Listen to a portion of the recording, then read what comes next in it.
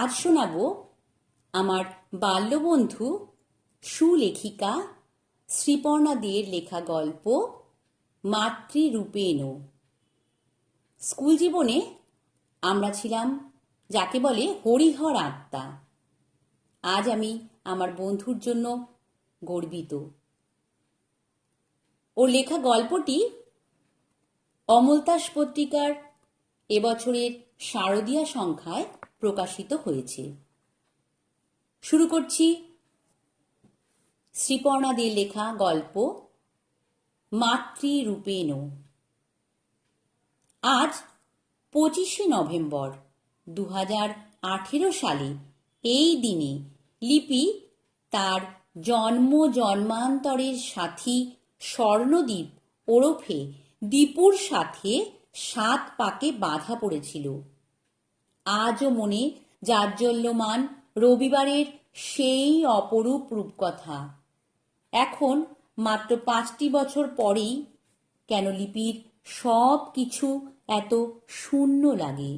ও বড়ই ঘরোয়া চিরকাল, স্বল্পভাষী, কর্মনিপুণা, পড়ুয়া মেয়ে।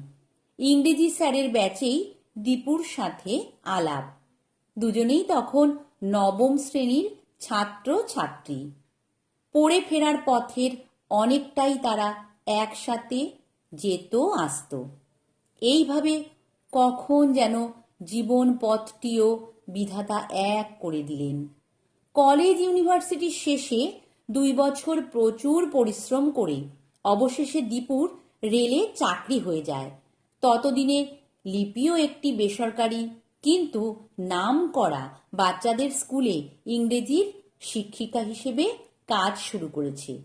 অতএব তাদের 2 হাত এক করে দেওয়ার জন্য বড়রা উঠে পড়ে লাগেন। এক মনোরম শুভ দিনে তারা বিবাহ বন্ধনে আবদ্ধ হয়। আজ 5ম বিবাহবার্ষিকী। সকাল থেকেই লিপির মনের আকাশ মেঘলা, অথচ দীপু কিন্তু হইচই করে বাড়ি মাথায় করছে। আজ দুপুরে লিপির মা বাবাকে শ্বশুরমশাই নিমন্ত্রণ করেছেন। লিপির কোনো ভাই বোন নেই, সে একমে অদ্বিতীয়ম।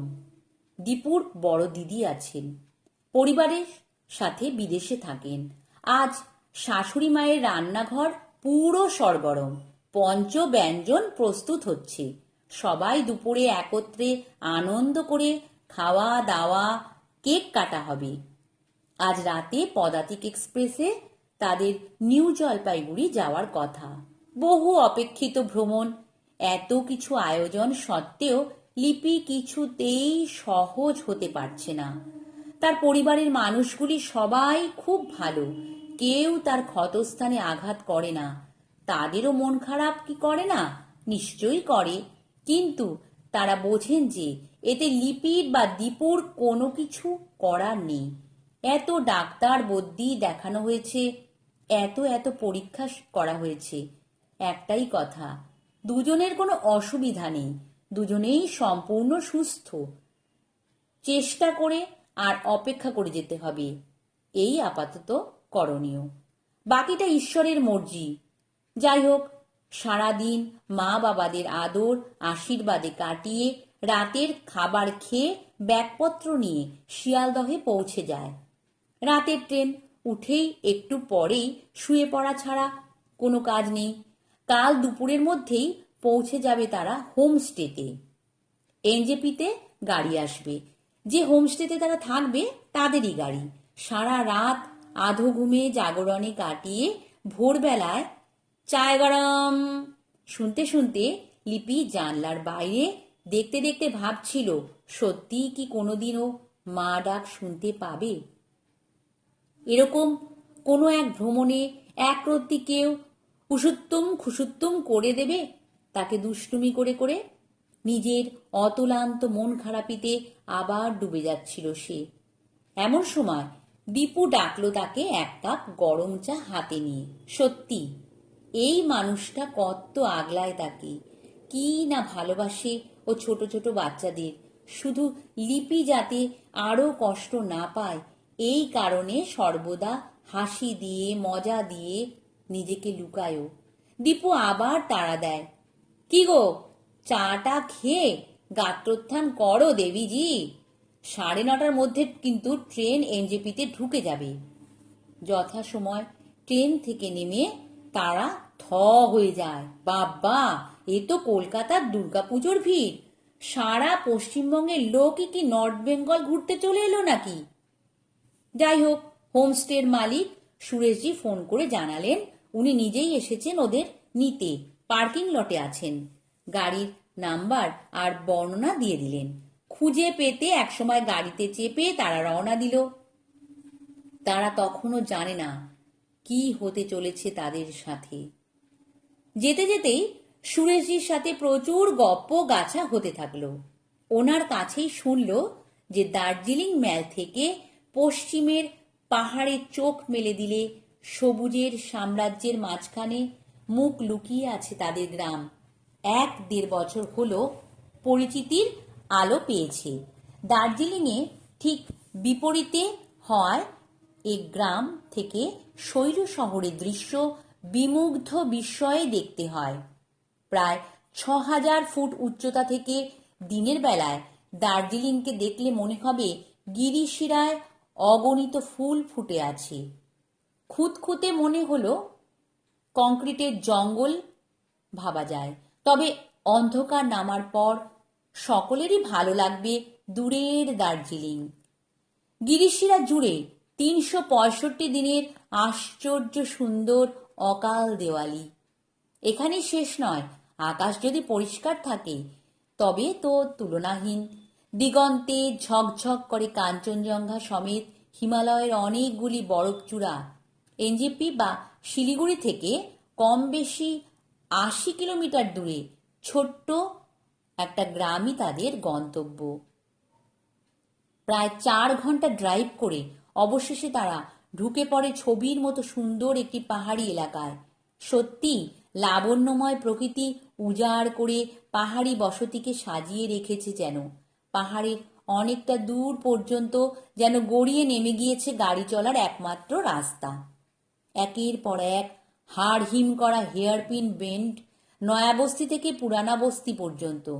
এই রাস্তার ধারে যাবতীয় বাড়ি ঘর, প্রাইমারি স্কুল ইত্যাদি।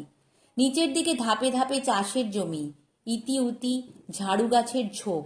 গাড়ির বাইরে ইতিউতি চেয়ে নৈসর্গিক সুষমা উপভোগ করতে করতেই একসময় তাদের গাড়ি গন্তব্যে পৌঁছে গেলে সুরেশজি নিজের হাতে মাল বয়ে নিয়ে রুমে পৌঁছে দিলেন।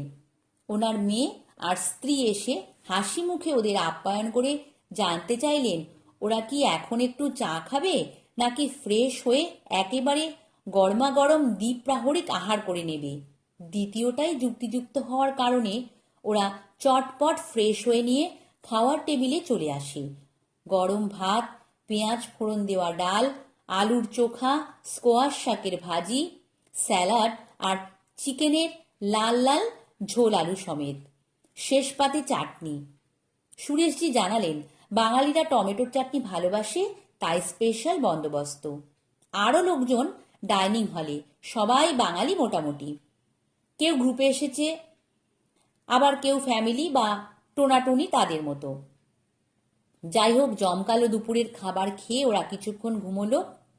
প্রথমত গত রাত থেকে ঘুম নষ্ট হওয়ার কারণে ওরা সত্যি ক্লান্ত ছিল, এবং দ্বিতীয়ত ঠান্ডা ছিল অসহ্য রকমের। যাই হোক, ওরা পরে বিকেল 5টার দিকে ঘুম থেকে উঠে গ্রামে হাঁটতে বের হলো। সাধারণত এরকম জায়গায় পাকদণ্ডি বেয়ে অথবা পাথুরে রাস্তা ধরে আশেপাশে পায়ে পায়ে হেঁটে বেড়ানো আর দুচোখ ভরে পাহাড়ে নিসর্গকে উপভোগ করা ছাড়া আর কিছু করবার নেই, ও এর থেকে ভালো কিছু নেই। হাঁটতে বেরোনোর সময় সুরেশজির স্ত্রী চম্পা ভাবি একটু গাঁই করছিলেন, বলছিলেন, সাম আনে কো হ্যায়, থোড়ি জলদি কাহে নেহে নিকলে। তারপর কি মনে করে উনি বারবার বলে দিলেন, বেরিয়েই বাম হাতে যে রডোডেন্ড্রন গাছ দুটো আছে তার পাশ দিয়ে যে রাস্তাটা উপর দিকে উঠে গেছে ওই দিক যেন ওরা না যায়। স্বর্ণদীপ স্বাভাবিকভাবেই জানতে চাইল যে কি ব্যাপার, কেন এরকম সাবধানবাণী, কিন্তু কিরকম যেন অনিচ্ছুকভাবে আলগোছে উনি বললেন, কিছু না, আসলে ওই রাস্তাটা অনেকটা উপরে উঠে গেছে, একদম ওপরে একটা মন্দির আছে। সকালে একবার মাত্র একজন পণ্ডিত গিয়ে পুজো দিয়ে আসেন, আর কোনো স্থানীয় লোকজন ওই রাস্তায় চলাফেরা করে না। ফলত প্রচুর জঙ্গল, সাপ খোপ, ছোটখাটো বন্যপ্রাণী থাকা বিচিত্র নয়। কি দরকার ওই রাস্তায় গিয়ে? তা বাদে একটু এগোলেই বাচ্চাদের খেলার মাঠ, ওইখানেই যান, আপনাদের ভালো লাগবে। ওদের দুজনের মনেই কিন্তু মন্দিরটি নিয়ে কৌতূহল জাগলো। যাই হোক, ওরা আপাতমস্তক মুড়ি দিয়ে বেরিয়ে পড়লো। বেশ ঠান্ডা, আর ওদের হোমস্টেটার প্রধান দরজার দিকে আস্তে আস্তে অনেকটা হেঁটে হেঁটে উঠতে হয়। রাস্তায় উঠেই লিপি বলে উঠলে, এই যা! কি ব্যাপার? না, ও মোজা উপরে ঘরে পরার স্লিপারটা পরেই বেরিয়ে পড়েছে। যাই হোক, সন্ধ্যা হয়ে আসছে, আবার রুমে গিয়ে জুতো পরে আসার মতো সময় নেই। ওরা এগোতে শুরু করলো টুকটুক করে। পাহাড়ি রাস্তায় স্লিপার পরে সত্যি হাঁটা অসুবিধাজনক। খানিকটা শ্লথ গতিতে ঘুরে ফিরে রাস্তার পর্যটক বান্ধব কয়েকটি মিষ্টি চার পেয়েকে বিস্কুট খাইয়ে আদর করে গ্রামের সহজ সরল মানুষজনদের সাথে খানিক আলাপচারিতা করে ওরা এবার ফেরার পথ ধরল। প্রায় এসে গেছে। হোমস্টের গেট দেখা যাচ্ছে। ঠিক তখনই একটা কালভার্টের উপর লিপি খেলো এক মোক্ষম হোঁচট। বাবা গো! বলে লিপি তো প্রায় রাস্তাতেই বসে পড়ে আর কি। দীপু, কি হলো কি হলো বলে ওকে ধরে তুলে কালভার্টের পাশে একটা পাথরের উপর বসিয়ে পায়ের মোজা খুলে দেখে যে একটা নখ ভেঙে পাশটা বেশ ছড়ে গেছে। দীপু তো ব্যস্ত হয়ে পড়ে। কি হবে? ডাক্তার দেখাতে হবে, টিটেনাস দিতে হবে, এইসব বলে। লিপি ওকে আশ্বস্ত করে, ছাড়ো তো, কিছুই হয়নি, একটু অ্যান্টিসেপটিক লাগিয়ে পরিষ্কার করে নেব। আমি একটু এখানে বসি, তুমি শুধু আমাকে কয়েকটা ব্যান্ডেড এনে দাও। একটু আগেই ওরা একটা মেডিকেল শপ দেখেছিল। লিপিকে বসিয়ে দীপু সেদিকেই গেল। ইতিমধ্যে লিপি হঠাৎই দেখে একটু দূরে রাস্তায় ডান দিকে যে রডোডেন্ড্রন গাছ দুটো, তার নিচে ঝুপসি আধো অন্ধকারে একটা ছোট্ট বাচ্চা মেয়ে দাঁড়িয়ে ওকে ভীষণ ত্রস্তভাবে হাত নেড়ে ডাকছে। লিপি মুহূর্তের মধ্যে ওর পায়ে ব্যথার কথা ভুলে গিয়ে বাচ্চাটার দিকে এগিয়ে গেল। ওমা, পুঁচকে মেয়েটাও কেমন হাতড়াতে হাতড়াতে জঙ্গলে ঢাকা পায়ে চলার মতো সুড়িপথ ধরে উপরে উঠতে লাগলো। ওর চলাটা যেন কেমন। আহারে, ও কি চোখে দেখে না? লিপি ভাবল। একা একা কোথায় যাচ্ছে বাচ্চাটা? এই, দাঁড়াও দাঁড়াও, তোমার মা কোথায়? মাম্মি কাহা হ্যাঁ তোমারি? অদ্ভুত ব্যাপার তো, বাচ্চাটা পায়ে পায়ে উপরে উঠে যাচ্ছে। লিপি এবার গতি বাড়ালো। বাচ্চাটা মনে হচ্ছে চোখে দেখে না। এই ভর সন্ধ্যায় একা একা পুচকেটার বিপদ আপদ হবে তো। লিপি রীতিমতো দ্রুত এগোচ্ছে, কিন্তু বাচ্চাটাকে ধরতে পারছে না। এবার আবছা আবছা লিপির মনে হতে লাগলো, এটাই সেই মন্দির যাওয়ার রাস্তাটা না?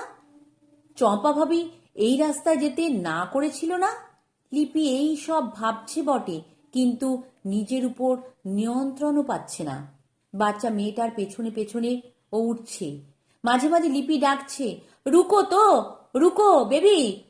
অনেক সময় নাকি অনন্তকাল উঠতে উঠতে একসময় লিপি দেখে একটা বিরাট গাছতলায় শেরাওয়ালি মায়ের মূর্তির পায়ের কাছে ও দাঁড়িয়ে। আশেপাশের অন্ধকার আরো জমাট বাঁধছে। একটা কচি গলায় শুনতে পেল, এ মাই, मैं तो ইহা হুঁ। ব্যাস, আর কিছুর মনে নেই। চোখের উপর যেন কালো পর্দা নেমে এলো। এইদিকে দীপু ওষুধ বিশুধ নিয়ে ফিরে এসে অবাক, লিপি নেই। এক পাটি চটি পড়ে আছে। আসন্ন বিপদাশঙ্কায় ওর শিরদাঁড়া ঠান্ডা হয়ে গেল। একটু উপরের ডানহাতি রাস্তাটায় কয়েকটি কুকুর ওপর দিকে মুখ করে তারস্বরে ডাকছে। ও মাথা ঠান্ডা করে আগে সুরেশজিকে ডাকলো, এই বলে যে ভীষণ বিপদে পড়েছি, শিগগিরই আসুন। তড়ি ঘড়ি উনি একটা বড় টর্চ আর ওনার ভাইকে সাথে করে এসে পড়লেন। ওদের উত্তেজিত কথাবার্তায় আশেপাশের লোকজনও বেরিয়ে এলো। ঠিক করা হলো কয়েকজন মিলে গিয়ে আগে মন্দিরের ওখানে খোঁজা হবে। কুকুরগুলো ওদের সাথে চিৎকার করতে করতে চলল। যথারীতি ওখানে গিয়ে অচেতন লিপিকে উদ্ধার করে ধরাধরি করে রুমে নিয়ে এসে মুখে চোখে জল ছিটিয়ে একটু চেতনায় আনা গেল। কোনো মতে একটু গরম দুধও খাওয়ানো গেল, কিন্তু ওর কাছ থেকে কিছু জানা গেল না। লিপি যেন একটা ঘোরের মধ্যে আছে। ওর অবস্থা দেখে দীপু সুরেশজিকে কোনো ডাক্তারের বন্দোবস্ত করে দিতে বলায় উনি বললেন, আগামীকাল সকাল হওয়া পর্যন্ত অপেক্ষা করতে হবে। পাহাড়ে সন্ধে 7টা, অনেক রাত, কাউকে এখন পাওয়া যাবে না। অগত্যা কি আর করা। দীপু বউয়ের পাশে ভারী মনে বসে রইল। রাতে রুমেই চম্পা ভাবি দুজনের খাবার নিয়ে এলেন।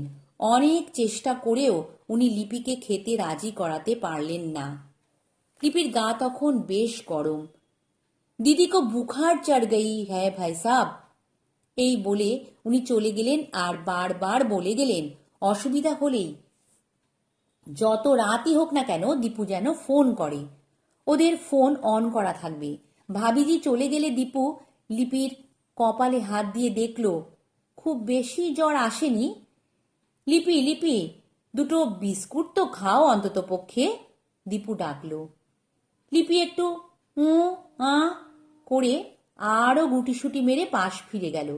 অগত্যা যা হোক কিছু একটু মুখে দিয়ে বাথরুম সেরে এসে দীপু লিপির পাশে লেপের তলায় ঢুকে পড়ল। এতাল বেতাল চিন্তা করতে করতে একসময় ঘুমিয়েও পড়ল। মাঝরাতে আচমকাই দীপু ঘুম ভেঙে উঠে বসল। ঘরের মধ্যে কেমন মিষ্টি একটা সুগন্ধ। এ কি? লিপি এই ঠান্ডায় জানলার কাছে দাঁড়িয়ে কি করছে? এক লাফে দীপু গিয়ে লিপিকে ধরতেই, আমায় ডাকছে আ আ বলতে বলতে লিপি ওর হাতের উপরেই নেতিয়ে গেল। আস্তে আস্তে ওকে বিছানা এনে শুয়ে দিল লিপু। দীপু দেখল লিপির জ্বরটা বেড়েছে, কিন্তু কিছু একটু না খাইয়ে কি করে ওষুধ দেয়? এরকম 7-5 ভাবনার মাঝেই মৃদু কিন্তু স্বাভাবিক স্বরে লিপি ডাকল, শুনছ? একটু ধরবে হাতটা, বাথরুমে যাব। দীপু ওকে ধরে ধরে নিয়ে যেতে গিয়েই বুঝল লিপির প্রাণ শক্তি যেন কমে গেছে। কি এমন হলো যে এই কয়েক ঘন্টাতে ও এরকম কাবু হয়ে গেল? যাই হোক, জ্বরটা যেহেতু ভালোই বেড়েছে, লিপি বাথরুম সেরে ফিরলে জোর করে দুটো বিস্কুট খাইয়ে জ্বরের ওষুধটা খাইয়ে ওকে শুইয়ে গায়ে ঢাকা দিয়ে নিজেও লেপের তলায় পা ঢুকিয়ে খাটে হেলান দিয়ে বসে মোবাইলটা নিয়ে দীপু বসল। ফোনে দেখল রাত 2টো বাজে। কখন যে বসে বসেই ঘুমিয়ে পড়েছে কিছুই জানে না। আবারও আচমকা ঘুম ভাঙল। দেখে রুমের দরজা খোলা, পাশে লিপি নেই। তড়াক করে এক লাফে বাইরে বেরিয়ে দেখে বাইরেও লিপি নেই। ভোরের আবছা আলো ফুটবে ফুটবে করছে। গেটের দিকে কয়েকটি কুকুর বিপন্ন স্বরে মহা ডাকাডাকি করছে। ও 7-5 না ভেবেই সুরেশজিতের ঘরের দরজায় দুমাদুম ধাক্কা মেরে ওনাকে ডাকতে লাগলো। ওরাও বিপদ বুঝে হন্তদন্ত হয়ে সবাই বেরিয়ে এসে গেটের দিকে দৌড় দিল। গেটের বাইরেও লিপি নেই। কুকুরগুলো ওই রাস্তার দিকেই দৌড়দৌড়ি করছে। বোঝা যাচ্ছে লিপি আবার ওইখানে গেছে। এর মধ্যে আকাশ একটু ফর্সা হয়েছে। ওরা যত দ্রুত সম্ভব মন্দিরের দিকে চলল। দীপু শুনল ওরা নিজেদের মধ্যে বলাবলি করছে, যেটা হচ্ছে সেটা ঠিক হচ্ছে না। আগে তো এরকম কারো হতে দেখিনি, খালি বাচ্চার কান্নাই শোনা যেত। এরকম তো কারোর বিপদ হয়নি। দীপু বুঝল অতিপ্রাকৃত কিছু কাহিনী আছে, পরে শোনা যাবে।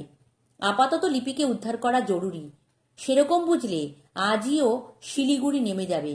মন্দিরে আগের দিন লিপি যেখানে পড়েছিল সেইখানে পৌঁছে দেখে কেউ নেই।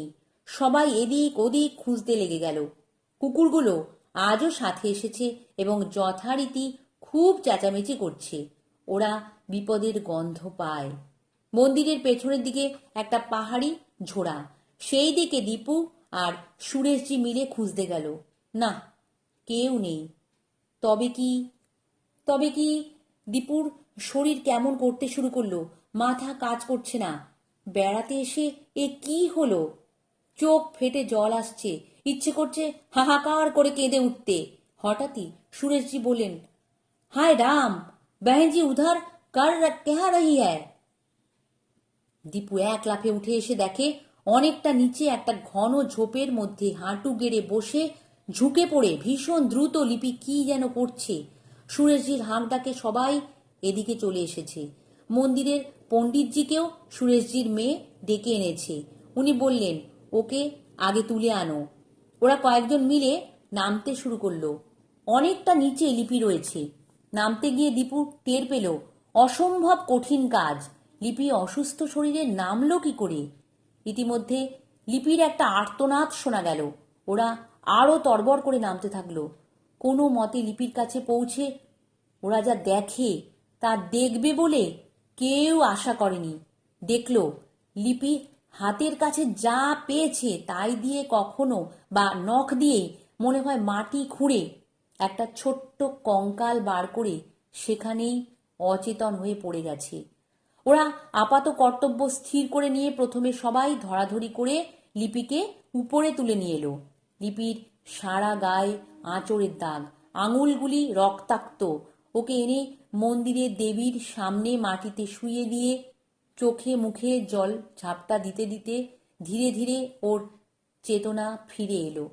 তারপর শুরু হলো ওর অঝরে কান্না।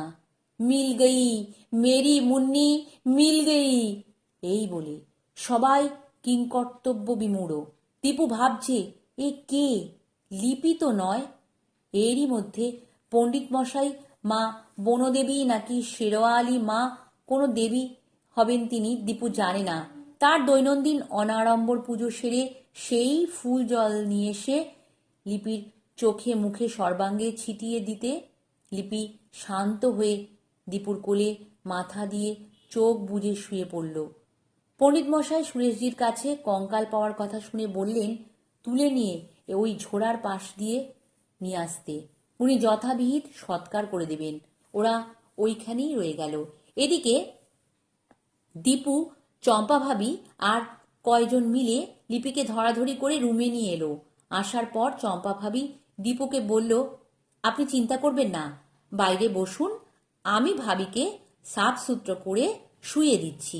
আর মেয়েকে বলল গিয়ে কিচেন সামলাতে। সকাল 6:30 বেজে গেছে। সব বোর্ডারদের চা নাস্তা দিতে হবে। মিনিট 10 পরে উনি দীপুকে ডেকে লিপির পাশে বসিয়ে চলে গেলেন আর বলে গেলেন উনি প্রাতরাশ আর চা ঘরেই পাঠাবেন।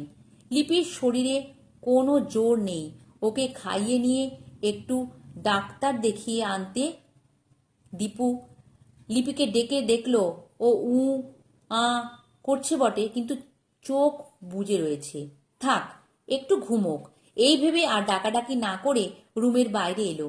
দেখতে পেল সুরেশজি আর পণ্ডিতজি আসছেন। সুরেশজি এসে দীপুকে বলল, ভাই সাব, আপনি একটু মহারাজের সঙ্গে কথা বলুন, উনি আপনাকে কিছু বলতে চাইছেন। আমি কিচেনে যাই, অনেক কাজ পড়ে আছে।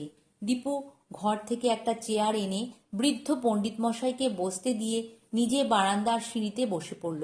নোংরা জামা প্যান্ট স্নান করে নিতে হবে।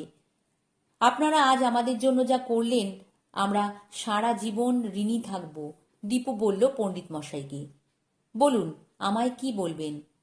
প্রশান্ত চেহারার বৃদ্ধ, দেখলেই কেমন ভরসা আসে, দীপু ভাবল। উনি একটু থেমে থেমে যে কাহিনী শোনালেন দীপু তা বড় করুণ, কিন্তু শোনার পর অনেক জট খুলে গেল দীপুর কাছে। আসার পর থেকে যা ঘটছে তার একটা কার্যকারণ বোঝা গেল। উনি বললেন, এই যে কাল থেকে কয়বার ওঠানামা করলে মন্দির থেকে এই অবধি, এর মধ্যে লক্ষ্য করার মতো তোমার অবস্থা ছিল না, তাহলে দেখতে পেতে ওই রাস্তার ধারে একটু ভেতর দিকে একটা পুরনো ভাঙাচোরা বাড়ি পড়ে আছে। আজ থেকে প্রায় 25 বছর আগে ওখানে একটি পরিবার বাস করত। আমি তখন দিনে 2 বার করে মন্দিরের পুজো দিতাম। ওই রাস্তায় লোকজনও চলাচল করত। যে পরিবারের কথা বললাম তারা সাকুল্যে 4 জন। এক বয়স্ক মহিলা তার ছেলে, ছেলের বউ আর তাদের ছোট্ট একটা মেয়ে। বাচ্চা নাতনিকে বুড়ি ঠাকুমা দুই চক্ষে দেখতে পেত না। বেচারি জন্মান্ধ, এই তার অপরাধ। কিন্তু মা বাবার সে চোখের মণি। এই নিয়ে নিত্য অশান্তি। বুড়ি বাড়িতেই থাকতো নাতনির সাথে। মা বাবা দুজনকেই অন্ন সংস্থানের জন্য কাজে বেরোতে হতো। পাজি বুড়ি বাচ্চাকে কথায় কথায় পিটতো। একদিন মা কাজ থেকে ফিরে মেয়েকে খুঁজে পায় না কোথাও। 2 দিন ধরে হন্যে হয়ে বাবা মা খোঁজে মেয়েকে। বুড়িকে অনেক ধমকে চমকে মারপিট করেও কিছু জানা যায়নি। বুড়ির এক কথা, আমি কি জানি, আমি বুড়ি মানুষ, ওই দুরন্ত শয়তান মেয়ে তাই চোখে দেখে না, নিশ্চয়ই ওই ঝোড়ায় পড়ে মরেছে। ভরা সন্ধ্যায় ঝোড়ায় সাংঘাতিক জল, অসম্ভব নয় এরকম দুর্ঘটনা। যাই হোক, মেয়েকে না পেয়ে 3য় দিনে মা গলায় দড়ি দেয়। শোকে দুঃখে পাগল হয়ে লোকটাও নিরুদ্দেশ হয়ে যায়। পড়ে থাকে একা বুড়ি। কালের নিয়মে সেও একদিন জমালয়ে পাড়ি দেয়। ওই রাস্তা একসময় পরিত্যক্ত হয়ে যায়। নানা রকম ভয় পেতে থাকে মানুষ। বিশেষ করে একটা কচি গলার আর্ত কান্না তো অনেকেই শুনেছে। সবটা বলে পণ্ডিতজি দীপুকে বললেন, বাবু, তোমরা লিখি পড়িওয়ালা মানুষ, অনেক কিছু মানো না, আবার অনেক কিছু জানো না। আজ তোমরা ওখান থেকে চলে আসার পর আমরা থানায় খবর দিই। থানা খুব দূরে নয়, প্রায় সাথে সাথে পুলিশ আসে। এখনো সৎকার হয়নি। কঙ্কাল তুলে নিয়ে গেছে পুলিশ। ময়না তদন্ত করে কাল ফেরত দেবে। আমরাই সৎকার করব। তোমরাও থেকো দাহ কার্যের সময়, নচেত অমঙ্গল হতে পারে। আমি করব মুখাগ্নি। শুনে চমকে দুজনে পিছনে ফিরে দেখে কখন যেন লিপি দরজায় এসে দাঁড়িয়েছে। মনে হয় সবই শুনেছে। পণ্ডিতজি বললেন, হ্যাঁ মাই, এহি একদম সহি হোগা। এই বলে উনি উঠে দাঁড়িয়ে নমস্তে জানিয়ে চলে যান। আর বলে যান যে ওই ঝোড়ার ধারেই কাল দাহকার্য হবে, পুলিশি ঝামেলা মিটলে সুরেশজি ওদের নিয়ে যাবে। অতঃপর প্রাতরাশ সেরে দীপু লিপিকে একবার লোকাল ডক্টরকেও দেখিয়ে আনে। অল্প জ্বর, নাড়ির ধীর গতি, এছাড়া কোনো সমস্যা নেই। সেদিন সারাদিন লিপি ঘুমিয়ে ঘুমিয়েই কাটালো। পরদিন প্রায় দুপুর 12টা নাগাদ দাহকার্য শেষ হলো। লিপি মুখাগ্নি করল। ঝোড়ার জলে ভস্য বিসর্জন হলো। ওখানে বসেই লিপি বেশ খানিকটা কাঁদল, যেন অশ্রু জলে বিদেহীকে বিদায় জানালো। এরপর মাত্র একটা দিন ওরা সেখানে ছিল। লিপির ব্যবহারে আমূল পরিবর্তন। সেই হাসি খুশি মিষ্টি বউ দীপুর। গত বছর 2-1 বিষাদ যা কিনা লিপির সর্বসময়ের সঙ্গী ছিল, তার লেশমাত্র নেই। বিকালে সূর্যাস্ত দেখতে দেখতে কতদিন পর লিপি খোলা গলায় গান গাইল। সেদিন রাতে বিছানায় আগের প্রেমময়ী লিপিকে নতুন করে বাহু ডোরে পেল আবার দীপু। পরদিন সকালে বিদায় নেবার পালা। সুরেশজির পরিবারকে অশেষ আন্তরিক কৃতজ্ঞতা জানিয়ে ওরা রওনা দিল। ফিরে আসার ঠিক 8.5 মাস পরে লিপির কোল জুড়ে এলো টুকটুকে এক পিঙ্গলাক্ষী রাজকন্যা। মাথার ঠিক পিছনে চুলের আড়ালে একটা জরুল। ছটফটে মিষ্টি গল্লু মুল্লু পুচকিটাকে লিপি নাম দিল তিস্তা। আর হ্যাঁ, যেটা দীপু লিপিকে জানায়নি সেটা হলো ময়না তদন্তের রিপোর্ট, যাতে লেখা ছিল 4 বছর 2 মাসের শিশুকন্যাটিকে কেউ মাথায় ভারী কিছুর আঘাত করে খুন করেছিল। নমস্কার। গল্প পাঠ ভালো লাগলে চ্যানেলটি সাবস্ক্রাইব করতে ভুলো না কিন্তু।